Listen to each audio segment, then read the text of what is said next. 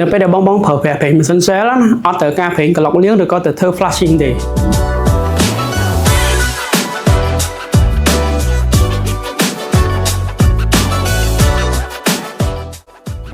ជាទូទៅបងនៅតាមការ៉ាសគាត់តែងតែ recommend ឲ្យប្រើប្រាស់ប្រេងក្លុកលាង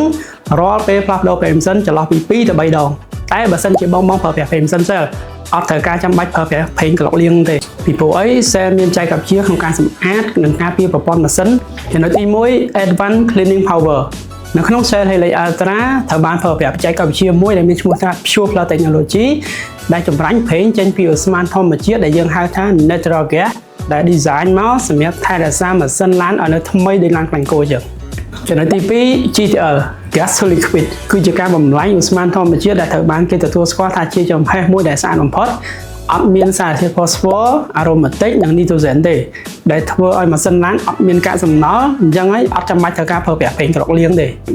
ករណីដែលត្រូវប្រើប្រាស់ប្រេងក្លុកលាងទី1ហ្នឹងគឺឡានដែលប្រើប្រាស់ប្រេងម៉ាស៊ីនដែលមានគុណភាពទាបទី2ឡានដែលជួសជុលរើម៉ាស៊ីនឬក៏ដូរម៉ាស៊ីនទី3ហ្នឹងគឺឡានដែលប្រើប្រាស់ប្រេងម៉ាស៊ីនលើសចំនួនកណ្ដាប់ឬក៏ប្រេងខ្មៅខ្លាំងបងដែលប្រើប្រាស់ប្រេងម៉ាស៊ីន Shell ចំណេញទ្វេដងទទួលបានប្រេងដែលមានគុណភាពខ្ពស់ហើយចំណេញនឹងថវិកាទៀតអញ្ចឹងបងដែលចង់សាកល្បងប្រើប្រាស់ប្រេងម៉ាស៊ីន Shell អាចតាក់ទងមកតាមលេខខាងក្រោមនេះក៏បានឬក៏អាចទៅរកបាននៅតាមបណ្ដាយានដ្ឋានជួសជុលរថយន្តទូទាំងប្រទេសអរគុណជួបគ្នានៅវីដេអូក្រោយ